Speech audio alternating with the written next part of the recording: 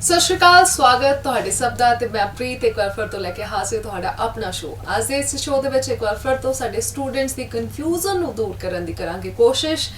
ਹਮੇਸ਼ਾ ਹੀ ਇਸ ਸ਼ੋਅ ਦੇ ਵਿੱਚ ਕੋਸ਼ਿਸ਼ ਕੀਤੀ ਗਈ ਹੈ ਕਿ ਬੱਚਿਆਂ ਦੇ ਜਿੰਨੇ ਵੀ ਡਾਊਟਸ ਨੇ, ਜਿੰਨੇ ਵੀ ਸਵਾਲ ਨੇ, ਸਭ ਬਾਰੇ ਅਸੀਂ ਗੱਲ ਕਰੀਏ, ਆਪਣੇ ਐਕਸਪਰਟਸ ਦੀ ਰਾਏ ਜਿਹੜੀ ਹੈ ਉਹ ਲਈਏ, ਬੱਚਿਆਂ ਦੇ ਨਾਲ ਸ਼ੇਅਰ ਕਰੀਏ ਤਾਂ ਕਿ ਬਾਹਰ ਜਾਣ ਦੇ ਵਿੱਚ ਉਹਨਾਂ ਨੂੰ ਕੋਈ ਵੀ ਕਨਫਿਊਜ਼ਨ ਨਾ ਹੋਵੇ ਤੇ ਹਮੇਸ਼ਾ ਹੀ ਐਕਸਪਰਟਸ ਦੇ ਨਾਲ ਤੁਹਾਡੀ ਮੁਲਾਕਾਤ ਕਰਵਾਈਏ। ਤੇ ਅੱਜ ਇਸ ਸ਼ੋਅ ਦੇ ਵਿੱਚ ਵੀ ਗੱਲ ਕਰਾਂਗੇ ਉਹਨਾਂ ਬੱਚਿਆਂ ਦੀ ਜਿਹੜੇ ਬਾਹਰ ਜਾਣਾ ਚਾਹੁੰਦੇ ਨੇ ਪਰ ਕਿੱਦਾਂ ਜਾਣਾ ਉਸ ਬਾਰੇ ਉਹਨਾਂ ਨੂੰ ਨੌਲੇਜ ਨਹੀਂ ਹੈ।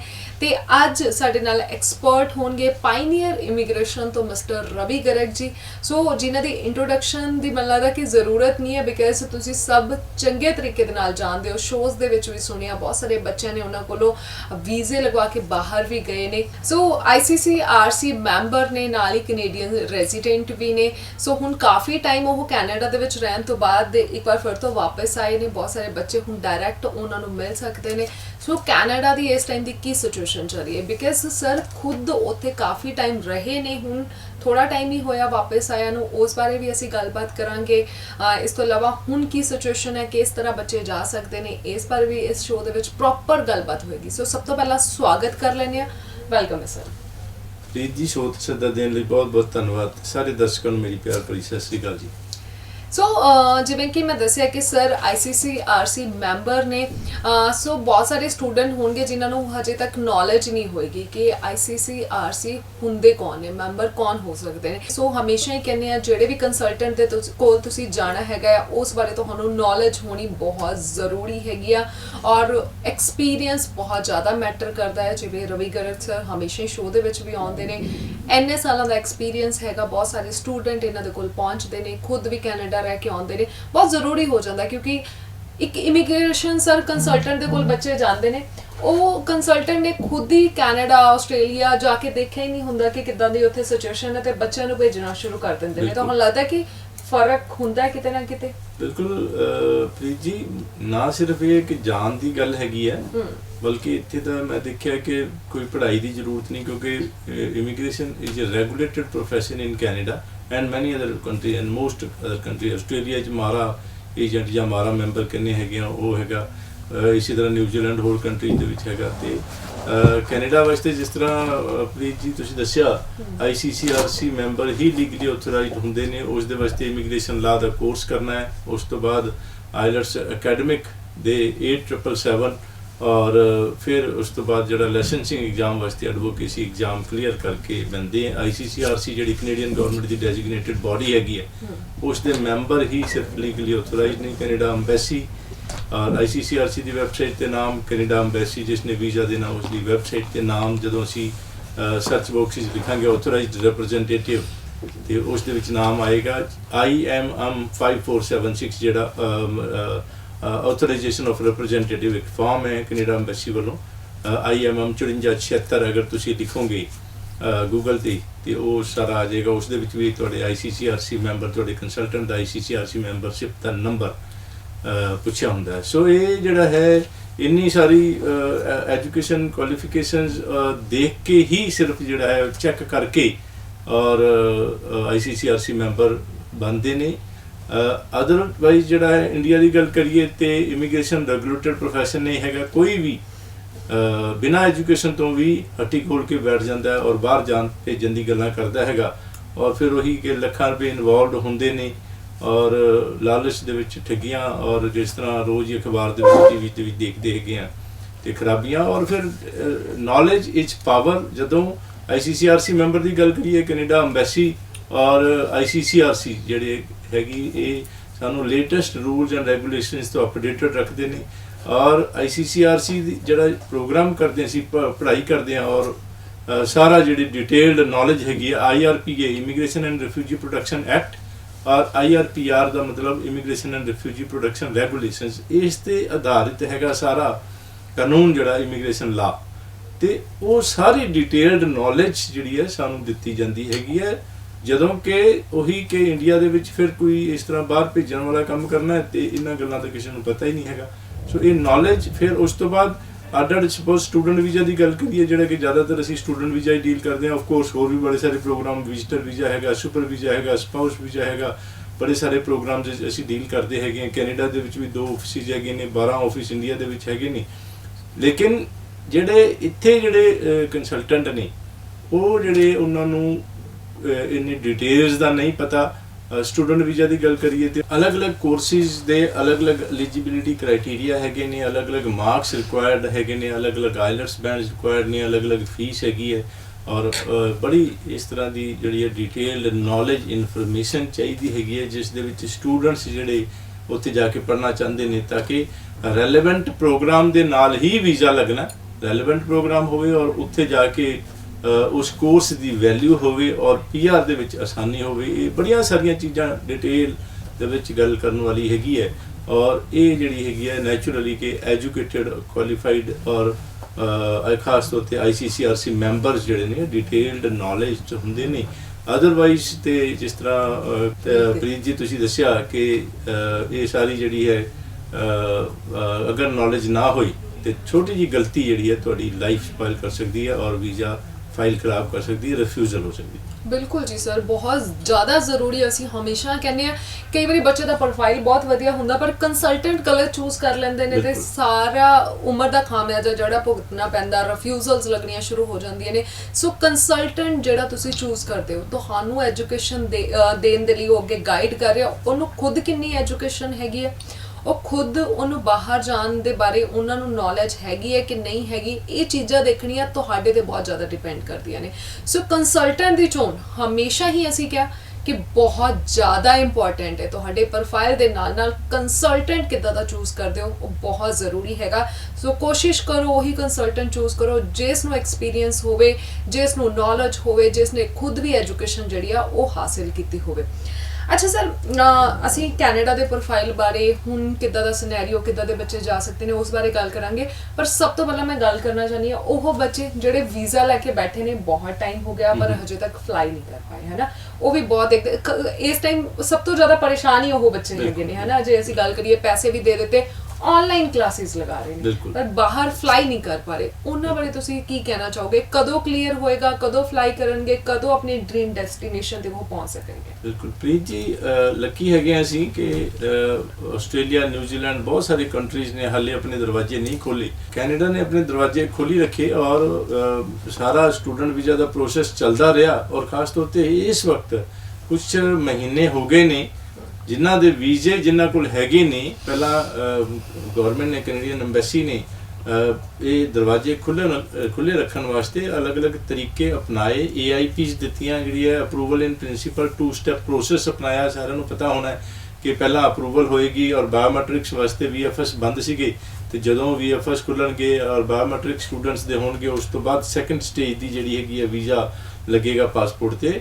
ਹੁਣ ਜਿਹੜਾ ਜਦੋਂ ਤੋਂ VFS ਖੁੱਲਿਆ ਨਵੰਬਰ-ਦਸੰਬਰ ਤੋਂ ਔਰ ਬਾਇਓਮੈਟ੍ਰਿਕਸ ਹੋ ਗਏ ਤੇ ਪਿਛਲੇ ਸਾਰਾ ਬੈਕਲੌਗ ਸਟੂਡੈਂਟਸ ਦਾ ਜਿਹੜਾ ਹੈ ਜਿੰਨੇ ਵੀ ਪੈਂਡਿੰਗ ਸੀਗੇ, AIPs ਆਈਆਂ ਹੋਈਆਂ ਸੀਗੀਆਂ ਔਰ ਅਪਰੂਵਲ ਸੀਗੀਆਂ ਔਰ ਜਿਨ੍ਹਾਂ ਦੀ ਨਹੀਂ ਵੀ ਅਪਰੂਵਲ ਸੀਗੀਆਂ ਉਹਨਾਂ ਨੂੰ 1 ਸਟੇਜ ਦੇ ਵਿੱਚ ਹੀ ਪਾਸਪੋਰਟ ਰਿਕੁਐਸਟ ਜਿਹੜੀ ਹੈਗੀ ਆ ਗਈ ਔਰ 2-ਵੇ ਕੋਰੀਅਰ ਦੇ ਰਾਹੀਂ ਜਿਹੜਾ ਹੈ ਪੇ ਕਰਕੇ 2-ਵੇ ਕੋਰੀਅਰ ਪਾਸਪੋਰਟ ਭੇਜ ਦਿੱਤਾ ਜਾਂਦਾ ਹੈਗਾ ਅੰਬੈਸੀ ਕੋਲੇ ਔਰ ਵੀਜ਼ਾ ਲੱਗ ਕੇ ਵਾਪਿਸ ਆ ਜਾਂਦਾ ਹੈਗਾ। ਇਸ ਤਰੀਕੇ ਨਾਲ ਜ਼ਿਆਦਾਤਰ ਬੈਕਲੌਗ ਕਲੀਅਰ ਕਰ ਦਿੱਤਾ ਅੰਬੈਸੀ ਨੇ ਔਰ ਜਿਨ੍ਹਾਂ ਦਾ ਵੀਜ਼ੇ ਲੱਗ ਗਏ ਉਹ ਜਾ ਸਕਦੇ ਨੇ, ਉਹਨਾਂ ਨੂੰ ਕੋਈ ਰੁਕਾਵਟ ਨਹੀਂ ਹੈਗੀ। ਬਟ ਥੋੜਾ ਤਰੀਕਾ ਹੈਗਾ ਕਿ ਰਿਸਟ੍ਰਿਕਸ਼ਨਸ ਹੈਗੀਆਂ ਨੇ ਔਰ ਇੱਕ ਤਾਂ ਇਹ ਕਿ ਇੰਟਰਨੈਸ਼ਨਲ ਫਲਾਈਟਸ ਹਾਲੇ ਤੱਕ ਬੰਦ ਨੇ। 21 ਅਪ੍ਰੈਲ ਤੱਕ ਜਿਹੜੀ ਹੈਗੀ ਇੰਟਰਨੈਸ਼ਨਲ ਫਲਾਈਟਸ ਬੰਦ ਕੀਤੀਆਂ ਹੋਈਆਂ ਕੈਨੇਡਾ ਨੇ, ਜਿਸ ਦਾ ਮਤਲਬ ਇਹ ਹੈ ਕਿ ਰਿਸਟ੍ਰਿਕਸ਼ਨਸ ਨੇ ਲੇਕਿਨ ਐਗਜ਼ੰਪਸ਼ਨਸ ਨੇ। ਰੁਕਾਵਟ ਜਿਹੜੀ ਆ ਉਸ ਦੇ ਵਿੱਚ ਛੂਟ ਹੈਗੀ ਹੈ, ਕੁਝ ਲੋਕ ਜਾ ਸਕਦੇ ਨੇ ਔਰ ਜਿਨ੍ਹਾਂ ਨੂੰ ਇਜਾਜ਼ਤ ਹੈਗੀ ਆ ਔਰ ਉਸ ਦੇ ਵਿੱਚ ਇੰਟਰਨੈਸ਼ਨਲ ਸਟੂਡੈਂਟਸ ਜਿਹੜੇ ਨੇ ਖਾਸ ਤੌਰ ਤੇ ਐਗਜ਼ੰਪਟ ਨੇ ਜਿਹੜੇ ਜਾ ਸਕਦੇ ਨੇ। ਉਸ ਦੇ ਵਿੱਚ ਥੋੜਾ ਜਿਹਾ ਤਰੀਕਾ ਹੈਗਾ ਕਿ ਇੱਕ ਤਾਂ ਉਹਨਾਂ ਦਾ ਜਿਹੜਾ ਵਿਦਨ 70 ਫਲਾਈਟ ਤੋਂ ਪਹਿਲਾਂ ਵਿਦਨ 72 ਆਵਰਸ ਜਿਹੜਾ ਹੈ ਕੋਵਿਡ ਦਾ ਟੈਸਟ ਨੈਗੇਟਿਵ ਆਇਆ ਹੋਵੇ ਉਸ ਰਿਪੋਰਟ ਨੂੰ ਨਾਲ ਲੈ ਕੇ ਜਾਣਾ ਹੈਗਾ। Arrive can app Canada embassy Canada ਸਰਕਾਰ ਵੱਲੋਂ ਚਲਾਈ ਹੈਗੀ ਹੈ, ਉਸ ਨੂੰ ਡਾਊਨਲੋਡ ਕਰਕੇ ਉਸ ਤੇ ਤੁਹਾਡੀ ਉੱਥੇ ਜਾਣ ਦੀ ਜਿਹੜੀ ਆ ਉੱਥੇ ਦੀ ਅਰਾਈਵਲ ਇਨਫੋਰਮੇਸ਼ਨ, ਉੱਥੇ ਦੀ ਕੰਟੈਕਟ ਇਨਫੋਰਮੇਸ਼ਨ, ਤੁਹਾਡੇ ਸਿੰਪਟਮਸ, ਬੁਖਾਰ, ਖੰਘ ਵਗੈਰਾ ਤਾਂ ਨਹੀਂ ਹੈਗਾ, ਇਹ ਸਾਰੀ ਕੰਟੈਕਟ ਨੰਬਰ, ਇਹ ਸਾਰੀ ਡਿਟੇਲਸ ਭਰ ਕੇ ਇੱਕ ਰਸੀਦ ਨਿਕਲੇਗੀ, ਉਹ ਪ੍ਰਿੰਟ ਆਊਟ ਕਰਕੇ ਤੁਸੀਂ ਨਾਲ ਲੈ ਕੇ ਜਾਣਾ ਹੈਗਾ। ਔਰ ਜਦੋਂ ਉੱਥੇ ਪਹੁੰਚੋਗੇ ਪਹੁੰਚਦੇ ਨਾਲ ਦੁਬਾਰਾ ਟੈਸਟ ਹੋਏਗਾ ਤੁਹਾਡੇ ਕੋਵਿਡ ਦਾ ਔਰ ਇਸ ਵਕਤ ਜਿਹੜਾ ਹੈਗਾ 3 ਦਿਨ ਵਾਸਤੇ ਕੈਨੇਡਾ ਅੰਬੈਸੀ ਵੱਲੋਂ ਕੈਨੇਡਾ ਸਰਕਾਰ ਵੱਲੋਂ ਦੱਸੇ ਹੋਏ ਹੋਟਲ ਦੇ ਵਿੱਚ 3 ਦਿਨ ਤੱਕ ਕੁਆਰੰਟੀਨ ਕਰਨਾ ਪਏਗਾ। ਔਰ 4 ਥਾਂ ਤੇ ਇਸ ਵਕਤ ਸਿਰਫ ਫਲਾਈਟਸ ਜਾ ਰਹੀਆਂ ਨੇ, ਇੰਟਰਨੈਸ਼ਨਲ ਫਲਾਈਟਸ, ਬਾਕੀ ਜਿਹੜੇ 에ਅਰਪੋਰਟਸ ਤੇ ਬੰਦ ਹੈਗੀਆਂ ਨੇ। ਇੱਕ ਜਿਹੜੀ ਹੈ ਮੌਂਟਰੀਅਲ, ਟੋਰਾਂਟੋ ਔਰ ਕੈਲਗਰੀ ਔਰ ਵੈਨਕੂਵਰ। ਸੋ ਇਹ ਜਿਹੜੀ ਇਹ ਜਿੱਥੇ 에ਅਰਪੋਰਟ ਨੇ ਉਹਨਾਂ ਤੋਂ 5-10 ਕਿਲੋਮੀਟਰ ਦੇ ਨੇੜੇ ਦੇ ਕੁਝ ਹੋਟਲਸ ਦੇ ਨਾਲ ਗੱਲਬਾਤ ਕਰਕੇ ਕੈਨੇਡੀਅਨ ਸਰਕਾਰ ਨੇ ਉਹਨਾਂ ਨੂੰ ਮਨਜ਼ੂਰ ਕੀਤਾ ਹੈਗਾ, ਅਪਰੂਵ ਕੀਤਾ ਹੈਗਾ। ਉੱਥੇ ਹੀ ਜਾ ਕੇ ਤੁਸੀਂ ਪਹਿਲਾਂ ਹੀ ਇੱਥੋਂ 3 ਦਿਨ ਦੀ ਬੁਕਿੰਗ ਕਰਾ ਕੇ ਜਾਣਾ ਹੈਗਾ ਔਰ ਉੱਥੇ ਜਾ ਕੇ ਕੁਆਰੰਟੀਨ ਹੋਣਾ ਹੈਗਾ। ਔਰ ਅਗਰ ਟੈਸਟ ਦੀ ਰਿਪੋਰਟ ਨੈਗੇਟਿਵ ਆਈ ਤੇ ਤੁਸੀਂ ਬਾਕੀ ਦੇ 11 ਦਿਨ ਆਪਣੇ ਕਿਸੇ ਹੋਰ ਥਾਂ ਤੇ, ਜਿੱਥੇ ਵੀ ਤੁਹਾਡੇ ਫਰੈਂਡ ਰਿਲੇਟਿਵ ਜਾਂ ਕਈ ਕਾਲਜਿਸ ਨੇ ਖਾਸ ਤੌਰ ਤੇ ਸ਼ਰਤ ਰੱਖੀ ਹੈ, ਕੰਡੀਸ਼ਨ ਰੱਖੀ ਹੈ ਕਿ ਉਹਨਾਂ ਕਾਲਜਿਸ ਦੇ ਵਿੱਚ ਪੜ੍ਹਨ ਵਾਲੇ ਸਟੂਡੈਂਟਸ ਨੂੰ ਉਹਨਾਂ ਕਾਲਜਿਸ ਦੁਆਰਾ ਅਰੇਂਜ ਕੀਤੇ ਹੋਏ ਥਾਂ ਤੇ ਹੀ ਤੁਹਾਨੂੰ ਕੁਆਰੰਟੀਨ ਕਰਨਾ ਪਏਗਾ। ਸੋ ਇਸ ਤਰੀਕੇ ਨਾਲ ਉਹ ਕੁਆਰੰਟੀਨ ਪਲਾਨ ਵੀ ਤੁਸੀਂ ਪਹਿਲਾਂ ਹੀ ਬਣਾ ਕੇ ਚੱਲਣਾ ਹੈ। ਅਰਾਈਵ ਕਰਨ ਐਪ ਦੇ ਵਿੱਚ ਸਾਰੀ ਡਿਟੇਲ ਵੀ ਦੇਣੀ ਹੈਗੀ ਹੈ। ਲੇਕਿਨ ਅਗਰ ਪੋਜ਼ਿਟਿਵ ਆ ਗਿਆ ਉੱਥੇ ਜਿਹੜਾ ਅਰਾਈਵ ਕਰਨ ਜਿਹੜਾ ਤੁਹਾਡਾ ਕੋਵਿਡ ਟੈਸਟ, ਤੇ ਫਿਰ ਉਹ ਜਿਹੜੇ ਹੈ 11 ਮੋਰ ਡੇਜ਼ ਜਿਹੜੇ ਨੇ ਉਹ ਕੈਨੇਡੀਅਨ ਗਵਰਨਮੈਂਟ ਦੁਆਰਾ ਕਿਸੇ ਡੈਜ਼ਿਗਨੇਟਡ ਪਲੇਸ ਸਪੈਸ਼ਲ ਜਗ੍ਹਾ ਤੇ ਤੁਹਾਨੂੰ ਜਿਹੜੇ ਹੈ 11 ਦਿਨ ਹੋਰ ਪੋਜ਼ਿਟਿਵ ਹੋਣ ਵਾਲੇ ਪਰਸਨਸ ਨੂੰ ਜਿਹੜਾ ਆਈਸੋਲੇਟਡ ਜਿਹੜਾ ਹੋਣਾ ਪਏਗਾ, ਕੁਆਰੰਟੀਨ ਹੋਣਾ ਪਏਗਾ। ਔਰ ਉੱਥੇ ਜਾ ਕੇ ਇੱਕ ਕਿੱਟ ਦਿੱਤੀ ਜਾਏਗੀ ਜਿਹੜੀ ਕੋਵਿਡ ਟੈਸਟ ਦੀ, ਔਰ 14 ਡੇਜ਼ ਕੰਪਲੀਟ ਹੋਣ ਤੋਂ ਪਹਿਲਾਂ ਉਹ ਟੈਸਟ ਕਰਨਾ ਹੈਗਾ। ਨੈਗੇਟਿਵ ਹੋਣ ਤੇ ਹੀ ਤੁਸੀਂ ਫਿਰ ਜਿਹੜਾ ਤੁਹਾਡਾ ਕੁਆਰੰਟੀਨ ਖਤਮ ਹੋਏਗਾ, ਬਾਹਰ ਜਾ ਸਕਦੇ ਹੋ। ਸੋ ਇਹ ਸਾਰੀ ਜਿਹੜੀ ਇਨਫੋਰਮੇਸ਼ਨ ਨੂੰ ਧਿਆਨ ਨਾਲ, ਔਰ ਅਲੱਗ-ਅਲੱਗ ਕਾਲਜਿਸ ਯੂਨੀਵਰਸਿਟੀਜ਼ ਦੇ ਅਲੱਗ-ਅਲੱਗ ਰੂਲਸ ਨੇ। ਮੇਰੀ ਸਪੈਸ਼ਲ ਇੰਸਟਰਕਸ਼ਨ ਐਡਵਾਈਸ ਸਟੂਡੈਂਟਸ ਨੂੰ ਕਿ ਉਹ ਜਾਣ ਤੋਂ ਪਹਿਲਾਂ, ਕਿਉਂਕਿ ਇਹ ਨਹੀਂ ਪਤਾ ਹੁੰਦਾ ਕਿ ਕਦੋਂ ਕਿਹੜੇ ਰੂਲ ਚੇਂਜ ਹੋ ਜਾਣ। ਰੀਸੈਂਟਲੀ ਸਾਡੇ ਜਿਹੜੇ ਨੇ ਚੰਡੀਗੜ੍ਹ ਔਰ ਫਿਰੋਜ਼ਪੁਰ, ਮੋਗਾ, ਲੁਧਿਆਣਾ ਸੈਮੀਨਾਰ ਸੀਗੇ, ਉਹ ਅਸੀਂ ਲਾਏ। ਔਰ ਅੱਗੇ ਹੀ 3-4 ਦਿਨ ਬਾਅਦ ਜਿਹੜਾ ਹੈ ਅੰਮ੍ਰਿਤਸਰ, ਜਲੰਧਰ, ਹੋਰ ਬਠਿੰਡਾ, ਬਰਨਾਲਾ ਦੇ ਸੀਗੇ। ਤੇ ਅਚਾਨਕ ਜਿਹੜੀ ਕੋਵਿਡ ਦੀ ਲੋਕਡਾਊਨ ਦੀ ਜਿਹੜੀ ਆ ਗਈ, ਸਾਰਿਆਂ ਨੂੰ ਪਤਾ ਹੋਣਾ ਨਵੀਂ, ਕਿ ਮੈਰਿਜ ਦੇ ਵਿੱਚ ਵੀ 20 ਤੋਂ ਬੰਦੇ ਜ਼ਿਆਦਾ ਨਹੀਂ ਜਾ ਸਕਦੇ, ਔਰ ਕ੍ਰੀਮੇਸ਼ਨ ਦੇ ਵਿੱਚ ਵੀ 20 ਤੋਂ ਜ਼ਿਆਦਾ ਨਹੀਂ ਜਾ ਸਕਦੇ। ਕਾਫੀ ਸਕੂਲ ਕਾਲਜ ਬੰਦ ਕਰ ਦਿੱਤੇ। ਸੋ ਇਮੀਡੀਏਟਲੀ ਅਸੀਂ ਆਪਣੇ ਜਿਹੜੇ ਸੈਮੀਨਾਰ ਸੀਗੇ ਉਹਨਾਂ ਨੂੰ ਇੱਕ ਵਾਰੀ ਰੋਕ ਦਿੱਤਾ ਹੈਗਾ। ਔਰ ਡੈਫੀਨੇਟਲੀ ਜਿਹੜਾ ਹੈ ਮੈਂ ਆਪਣੇ ਆਫਿਸ ਦੇ ਵਿੱਚ, ਚੰਡੀਗੜ੍ਹ ਆਫਿਸ ਦੇ ਵਿੱਚ ਮਿਲਦਾ ਪਿਆ ਹੈਗਾ। 70613 ਤੇ ਕਾਲ ਕਰਕੇ ਤੁਸੀਂ ਅਪਾਇੰਟਮੈਂਟ ਲੈ ਕੇ ਮੈਨੂੰ ਮਿਲ ਸਕਦੇ ਹੈਗੇ ਹੋ। ਸੋ ਇਸ ਤਰੀਕੇ ਨਾਲ ਅਚਾਨਕ ਕੋਈ ਗੱਲ ਹੋ ਸਕਦੀ ਹੈਗੀ ਹੈ ਤੇ ਉਹ ਤੁਹਾਨੂੰ ਜਾਣ ਤੋਂ ਪਹਿਲਾਂ, ਫਲਾਈਟ ਲੈਣ ਤੋਂ ਪਹਿਲਾਂ ਇਹ ਨਾ ਹੋਵੇ ਬਾਅਦ ਪਰੇਸ਼ਾਨੀ ਦਾ ਸਾਹਮਣਾ ਕਰਨਾ ਪਵੇ।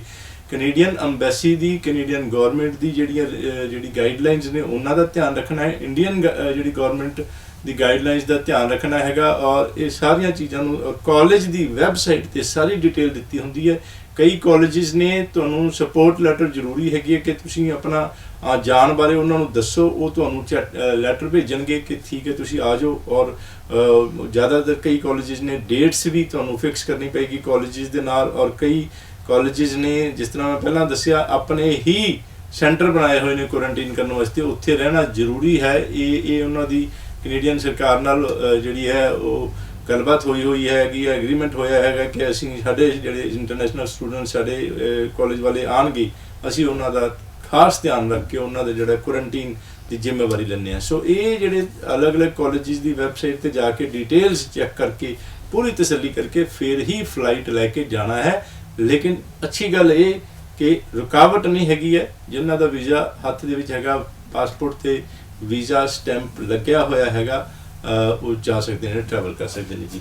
ਸੋ ਬਿਲਕੁਲ ਜੀ ਸਰ, ਇਹ ਇਨਫੋਰਮੇਸ਼ਨ ਬਹੁਤ ਹੀ ਜ਼ਰੂਰੀ ਸੀਗੀ। ਬਹੁਤ ਸਾਰੇ ਬੱਚੇ ਇਸ ਟਾਈਮ ਕਨਫਿਊਜ਼ ਬੈਠੇ ਨੇ, ਵੀਜ਼ੇ ਹੱਥ ਦੇ ਵਿੱਚ ਨੇ, ਆਨਲਾਈਨ ਕਲਾਸਿਸ ਲਗਾ ਲੀਆਂ, ਪੈਸੇ ਪੇ ਕਰ ਦਿੱਤੇ, ਪਰ ਮੇਨ ਤਾਂ ਉਹਨਾਂ ਦਾ ਡ੍ਰੀਮ ਇਹੀ ਸੀਗਾ ਕਿ ਬਾਹਰ ਜਾਣਾ, ਹੈ ਨਾ, ਉਹਨਾਂ ਨੂੰ ਨੌਲੇਜ ਨਹੀਂ ਸੀ। ਲੇਕਿਨ ਇਹ ਇੱਕ ਗੱਲ ਹੈ ਕਿ ਇਸ ਵਕਤ ਵੀ ਆਨਲਾਈਨ ਸਟੱਡੀ ਹੁੰਦੀ ਪਈ ਹੈਗੀ ਹੈ।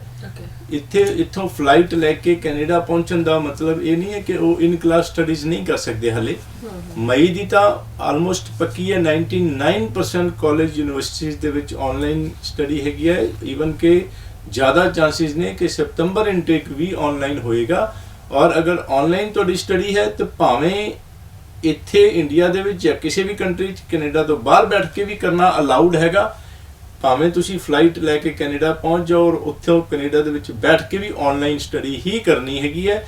ਸੋ ਦੇਖੋ, ਇੱਕ ਤਾਂ ਹੈਗਾ online study, totally online study, ਉਹ ਤੁਸੀਂ ਕਿਤੋਂ ਵੀ ਕਰ ਸਕਦੇ ਹੋ ਜੀ। ਇੱਕ ਹੁੰਦੀ ਹੈ ਕਿ ਹਾਈਬ੍ਰਿਡ ਸਟੱਡੀ, ਉਸ ਦੇ ਵਿੱਚ ਹਫਤੇ ਦੇ ਵਿੱਚ ਮੰਨ ਲਓ 5 ਕਲਾਸਾਂ ਨੇ, 4 ਕਲਾਸਾਂ ਆਨਲਾਈਨ ਸਟੱਡੀ ਦੀਆਂ, ਇੱਕ ਹਫਤੇ 'ਚ ਇੱਕ ਵਾਰੀ ਤੁਹਾਨੂੰ ਜਾਣਾ ਵੀ ਪੈ ਸਕਦਾ ਹੈ ਇਨ ਕਲਾਸ ਸਟੱਡੀ ਵਾਸਤੇ। ਸੋ ਉਸ ਹਾਈਬ੍ਰਿਡ ਸਟੱਡੀ ਵਾਸਤੇ ਤੁਹਾਡਾ ਉੱਥੇ ਕੈਨੇਡਾ ਦੇ ਵਿੱਚ ਜਾਣਾ ਜ਼ਰੂਰੀ ਹੈਗਾ।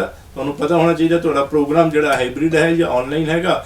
ਔਰ ਕਈ ਜਿਹੜੇ ਕੁਝ ਪ੍ਰੋਗਰਾਮ ਨੇ ਜਿਹੜੇ ਟੋਟਲੀ ਇਨ ਕਲਾਸ ਨੇ, ਵੈਰੀ ਰੇਅਰ, 1 in 100, 100 ਦੇ ਵਿੱਚੋਂ ਇੱਕ, ਉਸ ਦੇ ਵਾਸਤੇ ਵੀ ਤੁਹਾਨੂੰ ਉੱਥੇ ਜਾਣਾ ਪਏਗਾ। ਔਰ ਅਗਰ ਇਸ ਤਰ੍ਹਾਂ ਦੇ ਕੋਰਸਿਸ ਨੇ ਤਾਂ ਇਹ ਵੱਲ ਧਿਆਨ ਰੱਖਣਾ ਹੈਗਾ ਕਿ 14 ਦਿਨ ਤੱਕ ਘੱਟੋ ਘੱਟ ਨੇ, ਉੱਥੇ ਜਾ ਕੇ ਕੁਆਰੰਟੀਨ ਕਰਨ ਵਾਸਤੇ 2-3 ਦਿਨ ਹੋਰ ਐਕਸਟਰਾ ਲਓ। ਇੰਨੇ ਦਿਨ ਤੁਹਾਡੀ ਕਲਾਸ ਸਟਾਰਟ ਡੇਟ ਤੋਂ 15 ਤੋਂ 20 ਦਿਨ ਪਹਿਲਾਂ ਉੱਥੇ ਪਹੁੰਚ ਜਾਣਾ ਹੈਗਾ, ਤਾਂ ਕਿ ਤੁਸੀਂ ਟਾਈਮ ਤੇ 14 ਦਿਨ ਦਾ ਕੁਆਰੰਟੀਨ ਕਰਕੇ ਉਸ ਤੋਂ ਬਾਅਦ ਤੁਸੀਂ ਫਿਰ ਉਸ ਤੋਂ ਬਾਅਦ ਕਲਾਸ ਦੇ ਵਿੱਚ ਕਲਾਸਾਂ ਲਾ ਸਕੋ।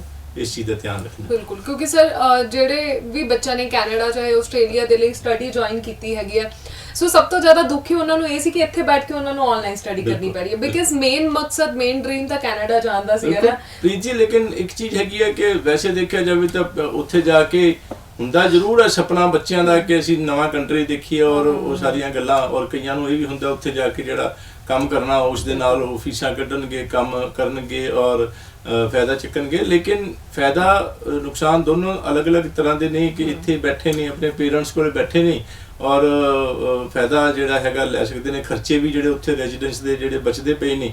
ਔਰ ਕੈਨੇਡਾ ਗਵਰਨਮੈਂਟ, ਕੈਨੇਡਾ ਐਮਬੈਸੀ ਨੇ ਖਾਸ ਤੌਰ ਤੇ ਇਹ ਕਰ ਦਿੱਤਾ ਜਿਹੜਾ ਕੋਵਿਡ ਦੇ ਦੌਰਾਨ, ਈਵਨ ਕਿ 100% ਸਟੱਡੀ ਟੋਟਲ ਦੀ ਟੋਟਲ, ਜੀਵਨ ਦੋ ਕਿਸੇ ਦਾ 2 ਸਾਲ ਦਾ ਕੋਰਸ ਹੈ, ਪੂਰੇ ਦਾ ਪੂਰਾ 2 ਸਾਲ ਦਾ ਕੋਰਸ ਵੀ ਕਿਤੋਂ ਬਾਹਰ ਬੈਠ ਕੇ ਆਨਲਾਈਨ ਸਟੱਡੀ ਦੇ ਨਾਲ ਕੰਪਲੀਟ ਕਰ ਲਿਆ ਤੇ ਉਸ ਨੂੰ ਪੋਸਟ ਗ੍ਰੈਜੂਏਟ ਵਰਕ ਪਰਮਿਟ ਦਿੱਤਾ ਜਾਏਗਾ। ਇਹ ਇੱਕ ਬਹੁਤ ਵੱਡੀ ਗੱਲ ਹੈਗੀ ਹੈ। ਲੇਕਿਨ ਜਾਣਾ ਚਾਹੁੰਦੇ ਨੇ ਜਿਹੜੇ ਸਟੂਡੈਂਟਸ, ਆਫ ਕੋਰਸ ਉਹਨਾਂ ਵਾਸਤੇ ਦਰਵਾਜ਼ੇ ਖੁੱਲੇ ਨੇ। ਬਿਲਕੁਲ, ਮੈਂ ਵੀ ਇਹੀ ਪੁੱਛਣ ਵਾਲੀ ਸੀ ਕਿਉਂਕਿ ਕਈਆਂ ਨੇ ਨਾ 1-1 ਸਾਲ ਦਾ ਕੋਰਸ ਲਿਆ ਹੁੰਦਾ ਹੈ। ਆਪਾਂ ਦੇਖਦੇ ਹਾਂ ਕੋਵਿਡ ਨੂੰ ਹੁਣ 1 ਸਾਲ ਆਲਮੋਸਟ ਹੋ ਗਿਆ ਹੈ ਨਾ, ਮਾਰਚ ਤੋਂ ਇਨਟੇਕ ਸੀਗਾ, ਅਪ੍ਰੈਲ ਇਨਟੇਕ ਸੀ, ਉਹਨਾਂ ਦਾ ਆਲਮੋਸਟ 1 ਸਾਲ ਕੰਪਲੀਟ ਇੱਥੇ ਹੀ ਹੋ ਗਿਆ। ਹੁਣ ਉਹ ਵਰਕ ਪਰਮਿਟ ਲਈ ਜਾ ਪਾਣਗੇ ਕੈਨੇਡਾ? ਬਿਲਕੁਲ, ਉਹ ਜਿਨ੍ਹਾਂ ਦਾ 1 ਸਾਲ ਦਾ ਕੋਰਸ ਪੂਰਾ ਹੋ ਗਿਆ ਉਹ ਪੋਸਟ ਗ੍ਰੈਜੂਏਟ ਵਰਕ ਪਰਮਿਟ ਵਾਸਤੇ ਅਪਲਾਈ ਕਰਨਗੇ, ਲੇਕਿਨ 1 ਸਾਲ ਦਾ ਮਿਲੇਗਾ। ਤੇ ਮੇਰੀ ਉਹਨਾਂ ਨੂੰ ਐਡਵਾਈਸ ਹਮੇਸ਼ਾ ਹੁੰਦੀ ਹੈ ਕਿ 1 ਸਾਲ ਦਾ ਕੋਰਸ ਲੈ ਕੇ 1 ਸਾਲ ਦਾ ਵਰਕ ਪਰਮਿਟ ਨਹੀਂ ਲੈਣਾ, ਜਾਂ ਤਾਂ 1 ਸਾਲ ਦੀ ਸਟੱਡੀ ਹੋਰ ਕਰਨੀ ਹੈ ਤਾਂ ਕਿ 1+1 ਦੇ ਨਾਲ ਦੂਜੇ ਸਾਲ ਦੀ ਜਿਹੜੀ ਸਟੱਡੀ ਪੂਰੀ ਹੋ ਜਾਏਗੀ, ਉਸ ਤੋਂ ਬਾਅਦ 3 ਸਾਲ ਦਾ ਵਰਕ ਪਰਮਿਟ ਮਿਲੇਗਾ। ਜਾਂ ਜਿਨ੍ਹਾਂ ਦੀ ਸਟੱਡੀ 2 ਸਾਲ ਦੀ ਹੈਗੀ ਆਲਰੇਡੀ, ਉਹਨਾਂ ਨੂੰ ਵੀ 3 ਸਾਲ ਦਾ ਵਰਕ ਪਰਮਿਟ ਮਿਲੇਗਾ। ਤੇ 1 ਸਾਲ ਦੇ ਵਰਕ ਪਰਮਿਟ ਦੇ ਨਾਲ PR ਆਲਮੋਸਟ ਇੰਪੋਸੀਬਲ ਜਾਂ ਵੈਰੀ ਵੈਰੀ ਡਿਫਿਕਲਟ ਹੋਏਗੀ। Don't take a chance, risk ਨਹੀਂ ਲੈਣਾ ਬਿਲਕੁਲ ਵੀ। ਮੇਰੇ ਕੋਲੇ ਕੈਨੇਡਾ 'ਚ ਹੁੰਨਾ, ਉੱਥੇ ਵੀ ਔਰ ਇੱਥੇ ਵੀ ਬੜੀ ਸਾਰੀ ਕਾਲਜ, ਬੜੇ ਸਾਰੇ ਸਟੂਡੈਂਟਸ ਕੰਟੈਕਟ ਕਰਦੇ ਨੇ ਕਿ ਉਹਨਾਂ ਨੂੰ ਕਿਸੇ ਹੋਰ ਕੰਪਨੀ ਤੋਂ ਗਏ ਹੁੰਦੇ ਨੇ, ਇਸ ਤਰ੍ਹਾਂ ਦੀ ਕੋਈ ਐਡਵਾਈਸ ਨਹੀਂ ਮਿਲੀ ਹੁੰਦੀ ਔਰ 1 ਸਾਲ ਦਾ ਕੋਰਸ ਕੀਤਾ, 1 ਸਾਲ ਦਾ ਵਰਕ ਪਰਮਿਟ ਲੈ ਲਿਆ, ਬਾਅਦ ਦੇ ਵਿੱਚ PR ਨਹੀਂ ਹੁੰਦੀ ਔਰ ਬੜੇ ਔਖੇ ਹੁੰਦੇ ਨੇ ਜੀ। ਬਿਲਕੁਲ। ਅੱਛਾ ਸਰ, ਪਰ ਜਦੋਂ ਆਪਾਂ ਲਾਸਟ ਈਅਰ ਦੀ ਗੱਲ ਕਰਦੇ ਹਾਂ ਉਦੋਂ ਕੈਨੇਡਾ ਗਵਰਨਮੈਂਟ ਕਾਫੀ ਜ਼ਿਆਦਾ ਲਿਬਰਲ ਸੀਗੀ ਹੈ ਨਾ, PR ਵੀ ਦਿੱਤੀ ਗਈ, 1-1 ਸਾਲ ਦੇ ਕੋਰਸ ਤੋਂ ਬਾਅਦ ਵੀ ਦਿੱਤੀ ਗਈ, ਤੇ ਹੁਣ ਇਹ ਚੀਜ਼ਾਂ ਨਹੀਂ ਹੋ ਪਾਣਗੀਆਂ ਜਿਵੇਂ ਤੁਸੀਂ ਦੱਸਿਆ? ਦੇਖੋ, ਇੱਕ ਚੀਜ਼ ਹੈਗੀ ਹੈ ਕਿ ਡਿਪੈਂਡ ਕਰਦਾ ਹੈ ਕਿ ਸਟੂਡੈਂਟ ਦੀ ਐਜੂਕੇਸ਼ਨ ਕੀ ਹੈਗੀ। ਜਿਸ ਤਰ੍ਹਾਂ ਮਾਸਟਰਸ ਵਾਲੇ ਨੇ ਜਦੋਂ ਪੁਆਇੰਟਸ ਜੁੜਦੇ ਨੇ, ਉਹਨਾਂ ਦੇ ਵਿੱਚ ਇਹਨਾਂ ਸਾਰੀਆਂ ਚੀਜ਼ਾਂ ਹੁੰਦਾ ਹੈ ਕਿ ਉਹਨਾਂ ਦੀ ਐਜੂਕੇਸ਼ਨ ਮਾਸਟਰਸ ਹੈ ਜਾਂ ਕੀ ਹੈਗੀ ਹੈ, ਉਹਨਾਂ ਦੇ ਆਈਲੈਟਸ ਦੇ ਸਕੋਰ ਕਿੰਨੇ ਹੈਗੇ ਨੇ, ਉਹਨਾਂ ਦਾ ਇੰਡੀਆ ਦੇ ਵਿੱਚ ਐਕਸਪੀਰੀਅੰਸ ਕਿੰਨਾ ਹੈਗਾ। ਸੋ ਇਹ ਬੜੀ ਸਾਰੀ, ਔਰ ਕੈਨੇਡਾ ਦੇ ਵਿੱਚ ਐਕਸਪੀਰੀਅੰਸ ਕਿੰਨਾ ਹੈਗਾ, ਇਹ ਸਾਰੀਆਂ ਚੀਜ਼ਾਂ ਮੈਟਰ ਕਰਦੀਆਂ ਨੇ। ਲੇਕਿਨ ਜਨਰਲੀ ਸਪੀਕਿੰਗ 1 ਸਾਲ ਦੇ ਕੋਰਸ ਤੋਂ ਬਾਅਦ ਆਲਵੇਜ਼, ਅੱਜ ਤੋਂ ਪਹਿਲਾਂ ਵੀ ਬਹੁਤ ਡਿਫਿਕਲਟ ਰਿਹਾ ਹੈ PR ਹੋਣਾ, ਆਲਮੋਸਟ ਇੰਪੋਸੀਬਲ। ਲੇਕਿਨ ਇਹ ਜ਼ਰੂਰ ਹੈ ਕਿ ਰੀਸੈਂਟਲੀ ਤਕਰੀਬਨ 2-3 ਮਹੀਨੇ ਪਹਿਲਾਂ ਕੈਨੇਡੀਅਨ ਐਕਸਪੀਰੀਅੰਸ ਕਲਾਸ ਦੇ ਵਿੱਚ ਜਿਨ੍ਹਾਂ ਸਟੂਡੈਂਟਸ ਨੇ OAB ਕੈਟਾਗਰੀ ਦਾ ਜਿਹੜਾ ਹੈ ਸੁਪਰਵਾਈਜ਼ਰ ਲੈਵਲ ਦਾ 1 ਸਾਲ ਦਾ ਐਕਸਪੀਰੀਅੰਸ ਸੀਗਾ, ਉਹ ਕੈਨੇਡੀਅਨ ਐਕਸਪੀਰੀਅੰਸ ਕਲਾਸ ਵਿੱਚ ਲਗਾ ਸਕਦੇ ਸੀਗੇ। ਔਰ ਉਹਨਾਂ ਦੇ ਬਹੁਤ ਹੀ ਘੱਟ ਪੁਆਇੰਟ, 75 ਪੁਆਇੰਟ ਵਾਲਿਆਂ ਨੂੰ ਵੀ ਚੱਕ ਲਿੱਤਾ ਗਿਆ ਸੀਗਾ, ਔਰ ਬੜੀ ਘੱਟ ਪੁਆਇੰਟਸ ਦੇ ਨਾਲ ਵੀ ਸਾਰਿਆਂ ਦੀ ਅਬਾਊਟ 27,000 ਐਪਲੀਕੇਸ਼ਨ ਸਾਰੀਆਂ ਚੱਕੀਆਂ ਜਿਨ੍ਹਾਂ ਨੇ ਪ੍ਰੋਫਾਈਲ ਐਕਸਪ੍ਰੈਸ ਐਂਟਰੀ ਤੇ ਬਣਾਇਆ ਹੋਇਆ ਸੀਗਾ, ਔਰ ਉਹ ਸਾਰੇ PR ਦੇ ਦਿੱਤੇ ਸੀਗੇ। ਇਸ ਦੇ ਵਿੱਚ ਇੱਕ ਜਿਹੜੀ intention Canadian government, Canadian embassy ਦੀ ਕਲੀਅਰ ਹੈਗੀ ਹੈ ਕਿ ਬਹੁਤ ਸਾਰੇ ਲੋਕਾਂ ਨੂੰ ਉਹ ਪਰਮਾਨੈਂਟ ਰੈਜ਼ੀਡੈਂਸ ਦੇਣਾ ਚਾਹੁੰਦੇ ਹੈਗੇ ਆ। ਲੇਕਿਨ ਬਾਅਦ ਦੇ ਵਿੱਚ ਉਸ ਡਰਾ ਤੋਂ ਬਾਅਦ ਫਿਰ ਸਾਰੇ ਸਟੂਡੈਂਟਸ ਨੇ ਜਿਹੜਾ ਕੈਨੇਡੀਅਨ ਐਕਸਪੀਰੀਅੰਸ ਕਲਾਸ ਵਿੱਚ ਜ਼ਿਆਦਾ ਨੇ ਪਾ ਦਿੱਤਾ ਔਰ 400 ਸਮਥਿੰਗ ਸਕੋਰ ਗਿਆ ਔਰ ਅਗੇਨ ਫਿਰ ਉਹੀ ਹੈ ਕਿ ਡਿਫਿਕਲਟ ਤਾਂ ਹੋਏਗਾ ਲੇਕਿਨ ਇਹ ਹੈ ਕਿ PR ਦੇਣਾ ਚਾਹੁੰਦੀ ਹੈ ਗਵਰਨਮੈਂਟ ਲੇਕਿਨ ਸਟੂਡੈਂਟਸ ਨੂੰ ਬੜੇ ਧਿਆਨ ਨਾਲ ਬਚ ਕੇ ਸਮਝ ਕੇ ਚੱਲਣਾ ਪੈਣਾ ਹੈਗਾ ਔਰ ਉਹਨਾਂ ਨੂੰ ਆਪਣੀ PR ਤੇ ਅੱਖ ਰੱਖਣੀ ਪੈਣੀ ਹੈ 2 ਸਾਲ ਦਾ ਕੋਰਸ ਕਰ ਲਿਆ ਭਾਵੇਂ 1 ਸਾਲ ਦੇ 2 ਕੋਰਸ ਜਿੱਦਾਂ ਮੈਂ ਕਰ ਲਿਆ ਕਦੇ ਵੀ 1 ਸਾਲ ਤੋਂ ਬਾਅਦ ਵਰਕ ਪਰਮਿਟ ਨਹੀਂ ਲੈਣਾ 1 ਸਾਲ ਦੇ 2 ਕੋਰਸ ਕਰ ਲਏ 3 ਸਾਲ ਦਾ ਵਰਕ ਪਰਮਿਟ ਲੈ ਲਿਆ ਉਸ ਤੋਂ ਬਾਅਦ ਪੈਸਿਆਂ ਵੱਲ ਧਿਆਨ ਨਹੀਂ ਦੇਣਾ ਲਾਲਚ ਨਹੀਂ ਕਰਨਾ ਹਮੇਸ਼ਾ ਇਸ ਗੱਲ ਦਾ ਧਿਆਨ ਰੱਖਣਾ ਹੈ ਕਿ ਸਾਡੀ PR ਕਿਸ ਤਰ੍ਹਾਂ ਹੋਏਗੀ ਇੱਕ ਵਾਰੀ ਤੁਹਾਡੀ ਰੂਲਸ ਰੈਗੂਲੇਸ਼ਨਸ ਨੂੰ ਮੀਟ ਕਰਨਾ ਪੈਂਦਾ ਉਸ ਦੇ ਅਲੱਗ-ਅਲੱਗ ਪ੍ਰੋਵਿੰਸਿਸ ਦੇ ਅਲੱਗ-ਅਲੱਗ ਰੂਲਸ ਨੇ ਔਰ ਅਗਰ ਤੁਸੀਂ ਉਸ ਦਾ ਧਿਆਨ ਰੱਖ ਕੇ PR ਲੈ ਲਈ ਉਸ ਤੋਂ ਬਾਅਦ ਤੁਸੀਂ ਕਿਸੇ ਵੀ ਪ੍ਰੋਵਿੰਸ ਦੇ ਵਿੱਚ ਜਾ ਸਕਦੇ ਹੋ ਕੋਈ ਵੀ ਜੌਬ ਕਰ ਸਕਦੇ ਹੋ ਕੋਈ ਵੀ ਪੜ੍ਹਾਈ ਕਰ ਸਕਦੇ ਹੋ ਔਰ ਕੋਈ ਵੀ ਕੰਮ ਕਰ ਸਕਦੇ ਹੋ ਜੀ ਬਿਲਕੁਲ ਜੀ ਬਿਲਕੁਲ ਅੱਛਾ ਸਰ ਲਾਸਟ ਦੇ ਵਿੱਚ ਮੈਂ ਪੁੱਛਣਾ ਚਾਹਾਂਗੀ ਕਿ